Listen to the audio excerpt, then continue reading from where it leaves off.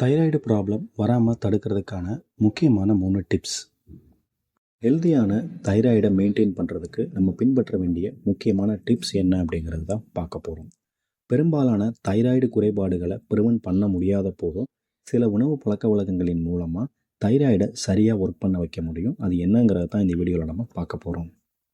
First tip என்னென்னா, ultra processed ஃபுட்டை முடிஞ்ச வரைக்கும் குறைவாக எடுத்துக்கிறது. அல்ட்ரா ப்ராசஸ்டு ஃபுட்னா என்ன அப்படின்னு பார்த்தீங்கன்னா, ஒரு பொருள் ரொம்ப நாள் கெடாமல் இருக்கணும் அப்படிங்கிறதுக்காக அதில் நிறைய ப்ரிசர்வேட்டிவ்ஸ் ஆட் பண்ணி பேக்கேஜில் வச்சுருப்பாங்க. அதாவது பேக்கேஜ்டு ஃபுட்ஸ், அதுக்கப்புறம் ஃப்ரோசன் மீல்ஸ். ஒரு ஃபுட்டை பார்த்திங்கன்னா ரொம்ப நாள் கெடாமல் இருக்கணும் அப்படிங்கிறதுக்காக ஃப்ரோசன் பண்ணி ஒரு ஐஸ் கட்டிலையோ இல்லை ஒரு ஃப்ரீசர்லேயோ வச்சுருப்பாங்க. இந்த மாதிரியான ஃபுட்ஸ், அதுக்கப்புறம் குக்கீஸ், கேக்ஸ், இன்னும் சில ஸ்நாக்ஸ் ஐட்டம், இதிலெல்லாம் பார்த்திங்கன்னா அதிகமான அளவு சர்க்கரை இருக்கும், உப்பு இருக்கும், கொழுப்பு இருக்கும். இது ஃப்ளேவரை என்ஹான்ஸ் பண்ணுறதுக்காக பயன்படுத்தப்படுவாங்க. ஸோ இதை நீங்கள் குறைவாக எடுத்துக்கும் போது என்னாகும் அப்படின்னு பார்த்தீங்கன்னா, உங்களுடைய தைராய்டு ஃபங்க்ஷன் சிறப்பாக இருக்கும். எதுக்காக இந்த அல்ட்ரா ப்ராசஸ்டு ஃபுட்டை பயன்படுத்தக்கூடாதுன்னு சொல்கிறாங்க அப்படின்னு பார்த்தீங்கன்னா, இது உங்கள் உடம்புல சப்கிளினிக்கல் ஹைப்பர் தைராய்டிசம் சொல்லக்கூடிய நிலையை அதிகப்படுத்தும். அது என்ன சப்கிளினிக்கல் ஹைப்பர் தைராய்டிசம் அப்படின்னு பார்த்தீங்கன்னா, உங்களுக்கு தைராய்டு லெவல் அதிகமாக இருக்கும்போது சில சிம்டம்ஸை உங்கள் உடம்புல காட்டும். ஆனால் இந்த சப்கிளினிக்கல் ஹைப்பர் தைராய்டிசம் அப்படிங்கிறது என்ன பண்ணுன்னா, சிம்டம்ஸே காட்டாமல் உங்கள் உடம்புல தைராய்டு லெவலை அதிகப்படுத்தி வச்சுருக்கும். ஸோ இந்த அல்ட்ரா ப்ராசஸ்டு ஃபுட் அப்படிங்கிறது இந்த ப்ராப்ளத்தை உண்டு பண்ணும்.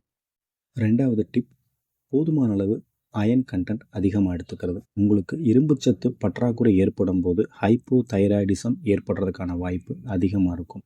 அந்த மாதிரி சூழலில் உங்களுக்கு ஹைப்போ தைராய்டிசம் மெடிசன் எடுத்தால் கூட உங்களுக்கு அதோடைய அப்சார்ப்ஷன் ரொம்பவே குறைவாக இருக்கும். ஸோ உங்கள் உணவில் நீங்கள் அயன் கண்டென்ட் அதிகமாக உள்ள உணவுகளை சேர்த்துக்கிறது. சிக்கன், மட்டன், அதுக்கப்புறம் கடல் உணவுகள், நண்டு, இறால், அந்த மாதிரியானது, கீரைகள், பருப்பு வகைகள், இதிலெல்லாம் பார்த்திங்கன்னா அதிகமான அளவு அயன் கண்டென்ட் இருக்குது. குறிப்பாக பீட்ரூட்லேயும் பார்த்திங்கன்னா அதிகமான அளவு அயன் இருக்குது. மூணாவது டிப், செலீனியம் சப்ளிமெண்ட். செலீனியம் அப்படிங்கிறது ஒரு ட்ரேஸ் மினரல். இது தைராய்டு ஹார்மோனை ஆக்டிவேட் பண்ணுறதுக்கு உங்கள் உடம்புக்கு ரொம்பவே அவசியம்.